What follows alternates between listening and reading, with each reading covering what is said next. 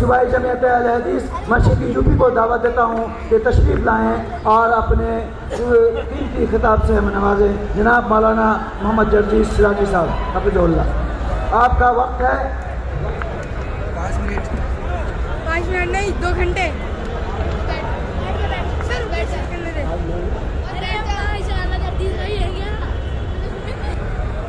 علیکم ورحمۃ اللہ وبرکاتہ۔ الحمد للہ وحدہ والصلاة والسلام علی من لا نبی بعدہ، اما بعد۔ اعوذ باللہ من الشیطان الرجیم، بسم اللہ الرحمن الرحیم۔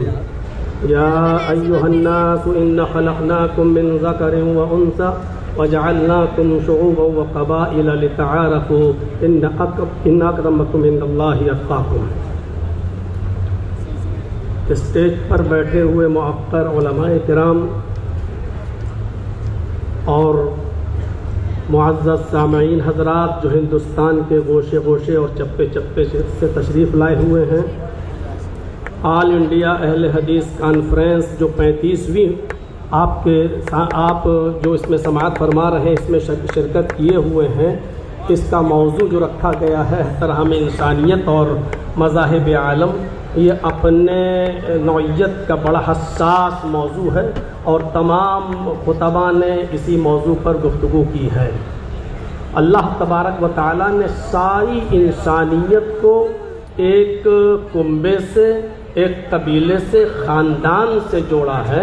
آپ اس بات کا اندازہ قرآن کی اس آیت سے لگا سکتے ہیں جو میں نے خطبے کے بعد آپ کے سامنے پڑھی ہے۔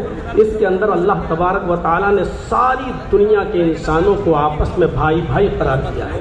بتایا یا ایھا الناس انا خلقناکم من ذکر و انثی، اے لوگوں، ساری کائنات کے انسانوں کو مخاطب کر کے کہا کہ اے ساری دنیا کی مانو ذاتی، اے انسانوں، ہم نے تم کو ایک مرد اور ایک عورت سے پیدا کیا ہے اور ہم نے تمہارے شعبے اور قبیلے بنا دیے ہیں، اور اس کی وجہ یہ ہے کہ لتعارفوا، تاکہ تم ایک دوسرے کو پہچان سکو۔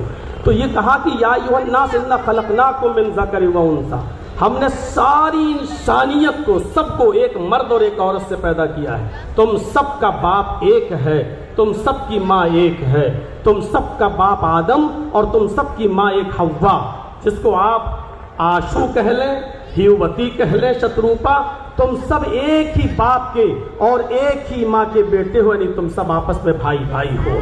قرآن کریم کی ایک آیت ہم اور آپ کے سامنے پڑھ رہے ہیں، اس سے آپ اندازہ لگا سکتے ہیں کہ اللہ تبارک و تعالیٰ نے فرمایا کہ تم کسی بھی مذہب کے یا کسی بھی مکتبہ فکر سے تمہارا تعلق ہو، لیکن عدل و انصاف کا جب معاملہ آئے، نیائے کا، ججمنٹ کا جب معاملہ آئے، تو اس میں تم کسی کو یہ نہیں دیکھو گے یہ کون ہے، کس دھرم سے ہے، کیا ہے۔ آپ اس بات سے اندازہ لگا سکتے ہیں انسانیت اس وقت تک برقرار نہیں رہ سکتی ہے جب تک کہ دنیا کے اندر عدل نہ ہو، جب تک کہ ہم عدل سے کام نہ لیں۔ فرمایا وَلَا يَجْرِمَنَّكُمْ شَنَآنُ قَوْمٍ عَلَىٰ أَلَّا تَعْدِلُوا، صاف لفظوں میں فرمایا کہ اے لوگوں، کہیں ایسا نہ ہو تمہیں کسی قوم کی دشمنی اس بات پر تمہیں مجبور نہ کر دے کہ تم اس کے ساتھ انصاف نہ کر سکو۔ انصاف ہر حال میں کرنا ہے، چاہے وہ کسی بھی مذہب کا ماننے والا ہو۔ یہ نہیں دیکھنا ہے کہ یہ کون ہے، اس سے ہمارا تعلق قریبی ہے تو اس کے فیور میں فیصلہ کر دیا جائے۔ اسلام کی تاریخ کا اگر آپ مطالعہ کریں گے تو ایسے ایسے مناظر آپ کے سامنے آئیں گے کہ حضرت علی رضی اللہ تعالیٰ عنہ کے زمانے میں ایک یہودی مجرم ثابت ہو گیا اور اس کو کوڑے لگانا تھے، لہذا حضرت علی رضی اللہ تعالیٰ عنہ نے حکم دیا کہ اس یہودی کو کوڑے لگائے جائیں، اور کوڑے لگانے والا حضرت علی کا غلام تھا قمبر، اس نے کوڑے لگائے، کوڑے لگانے میں کنفیوز ہو گیا کہ ہم نے اس کو 9 کوڑے مارے ہیں یا 10 مارے ہیں، لہذا اس نے یہ سوچ کر کہ 9 ہی لگے ہوں گے، ایک کوڑا اور مار دیا۔ جب اس کو کوڑا لگ گیا تو پھر اس نے حضرت علی رضی اللہ تعالیٰ عنہ سے کہا کہ امیر المومنین، آپ کے خادم نے، آپ کے غلام نے ایک کوڑا مجھے زیادہ مارا ہے اور مجھے اس کا انتقام چاہیے۔ فوراً اسی وقت حضرت علی رضی اللہ تعالیٰ عنہ نے قمبر سے کہا کہ اے قمبر ادھر آؤ اور دیکھو یہ یہودی کیا کہہ رہا ہے؟ قمبر نے اعتراف کیا کہ ہاں امیر المومنین مجھے شک ہے، پتہ نہیں 9 مارے تھے یا 10، تو یہ سوچ کر کہ 9 ہی مارے ہوں گے، ایک اور میں نے مار دیا۔ مجھے اعتراف ہے اس بات کا کہ ہو سکتا ہے کہ ایک گولا زیادہ لگ گیا ہو۔ حضرت علی نے فرمایا اب تم کھڑے ہو جاؤ، اور اس یہودی سے کہا کہ کوڑا لو اپنے ہاتھ میں، اور اس یہودی سے کہا کہ اب تم اپنا انتقام لے لو، بدلہ لے لو، اور ایک کوڑا اس یہودی نے مارا حضرت علی کے غلام۔ میں کہنا یہ چاہتا ہوں انسانیت اسی وقت محفوظ رہ سکتی ہے، اس کا تحفظ اسی وقت ہو سکتا ہے جب آپ عدل سے کام لیں گے، اور جہاں عدل و انصاف ختم ہوا وہاں انسانیت بھی مجروح ہوگی، انسانیت کا بھی خون ہوگا۔ اس لیے ہر حال میں اگر آپ یہ چاہتے ہیں کہ انسانیت مجروح نہ ہو، انسانیت محفوظ رہے، تو آپ کو عدل و انصاف قائم کرنا ہوگا، اور جتنا زیادہ عدل ہوگا دنیا میں اتنا ہی زیادہ امن ہوگا۔ آپ کو شاید یاد ہوگا حضرت علی رضی اللہ تعالیٰ عنہ نے بھی ایک یہودی کے خلاف مقدمہ دائر کر دیا تھا قاضی شریح کی عدالت میں کہ میری ایک زرہ ایک یہودی کے پاس ہے، اور جب یہودی کو پیش کیا گیا تو یہودی نے کہا وہ زرہ میری ہے۔ حضرت علی سے کہا گواہ پیش کرو۔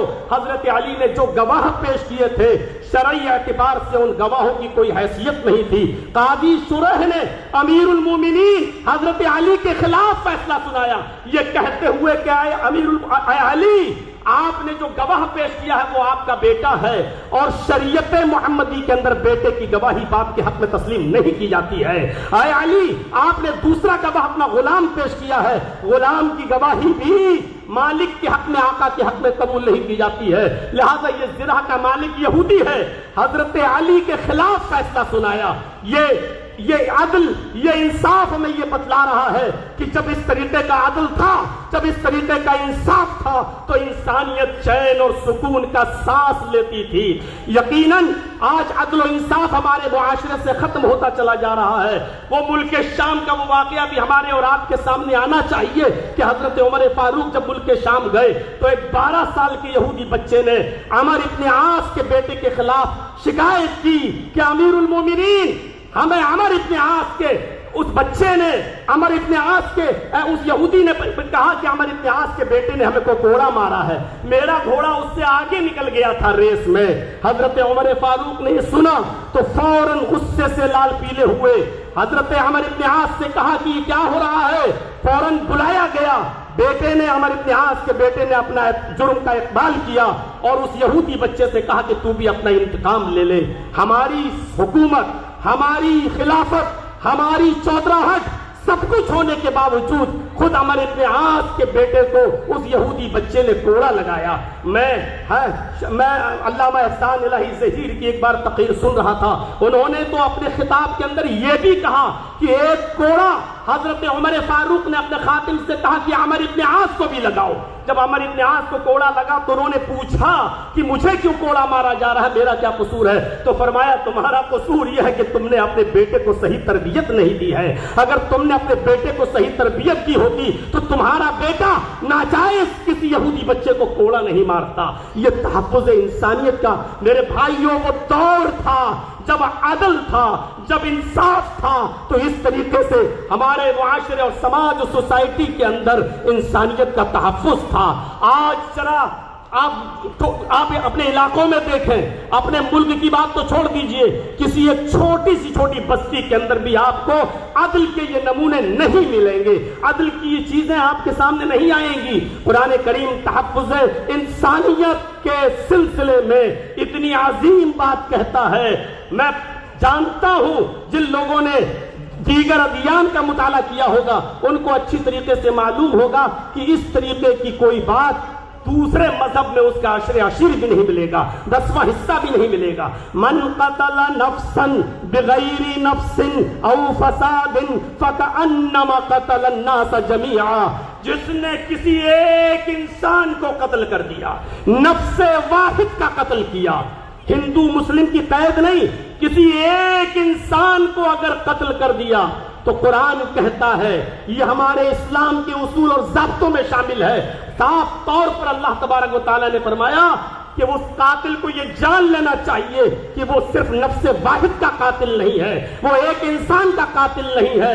فَكَأَنَّمَا قَتَلَ النَّاسَ جَمِيعًا، وہ ساری انسانیت کا قاتل ہے۔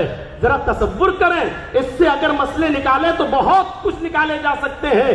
ایک انسان کا قتل پوری دنیا کی انسانیت کا قتل، یعنی اگر آپ نے کسی ایک انسان کو اس کی ماں کی گالی دے دی تو آپ اس اکیلے کو گالی نہیں دے رہے ہیں، پوری ساری کائنات کی انسانیت کی ماں کو آپ گالی دے رہے ہیں۔ اگر آپ نے کسی ایک انسان کو ستایا تو ساری کائنات کے انسانوں کو آپ ستا رہے ہیں۔ یہ ہے اسلام کا تحفظ انسانیت کا نظام۔ انسانیت کو اتنا زیادہ عروج دیا ہے اور اتنا زیادہ اہمیت کی ہے کہ ہر انسان کو سوچنا چاہیے، جب ماحول خراب ہوتے ہیں تو جنگیں بھی ہوتی ہیں۔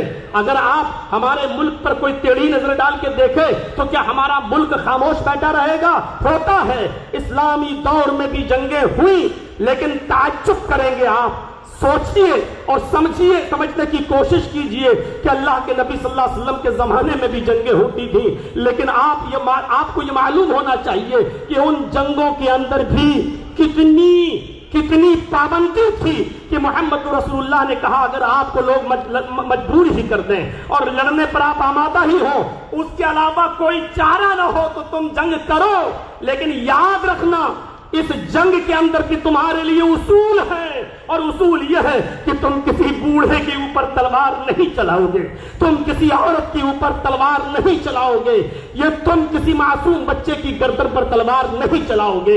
یہ اصول اور یہ ضابطے بتائے ہیں۔ یہ نبی اکرم کا یہ فرمان پوری دنیا کی انسانیت کو سوچنا چاہیے کہ آج اسرائیل کس طریقے کی بمباری کر رہا ہے اور ناجائز طور پر فلسطین کے معصوم بچوں کو مار رہا ہے، قتل کر رہا ہے، عورتوں کو مار رہا ہے یا بیوہ کر رہا ہے۔ ساری دنیا کی انسانیت خاموش بیٹھی ہوئی ہے۔ وہ بچوں ہی کو ظلم و ستم کا نشانہ بنا رہا ہے، وہ وہاں کے لوگوں کو ناجائز طور پر مار رہا ہے۔ میں کہنا یہ چاہتا ہوں کون غلط کون صحیح ایک الگ مسئلہ ہے، لیکن یہاں انسانیت مجروح ہو رہی ہے۔ محمد رسول اللہ صلی اللہ علیہ وسلم نے اس دور میں بھی یہی کہا تھا کہ کوئی بھی شخص جو ہے کسی بوڑھے کی گردن پہ تلوار نہ چلائے، کوئی بھی شخص کسی معصوم کی گردن پہ تلوار نہ چلائے، کوئی بھی شخص کسی عورت کو نہ مارے، کسی بوڑھے کو نہ مارے۔ یہ اصول اور یہ ضابطے متعین کیے تھے اسلام نے۔ میرے بھائیوں، نبی اکرم صلی اللہ علیہ وسلم کے زمانے میں بھی جنگیں ہوا کرتی تھیں، اور آپ غزوات و سرایا کی تعداد جوڑیں۔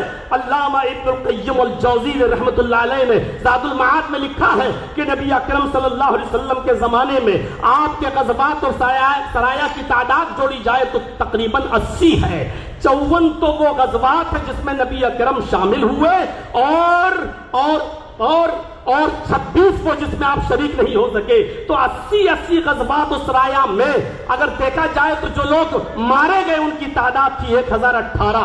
80 جنگوں میں وہ بھی غیر مسلم اور مسلمان دونوں کو جوڑا جائے 1018، اگر 80 سے ڈیوائیڈ کر دو تو 13-14 بھی ایک جنگ میں نہیں پڑ رہے ہیں۔ تو یہ تھی تحفظ انسانیت کا میرے بھائیوں ایک معیار جو اسلام نے متعین کیا ہے۔ اللہ تبارک و تعالیٰ سے دعا ہے کہ بار الہ ہماری خطاؤں کو معاف فرما کر ہمیں انسانیت کے تحفظ کی بقا کے لیے ہمیں کوشش کرنے والا بنا دے۔ وما علینا الا البلاغ المبین، وآخر دعوانا ان الحمد للہ رب العالمین۔ السلام علیکم ورحمۃ اللہ وبرکاتہ۔ ماشاء اللہ، جزاکم اللہ خیر الجزا۔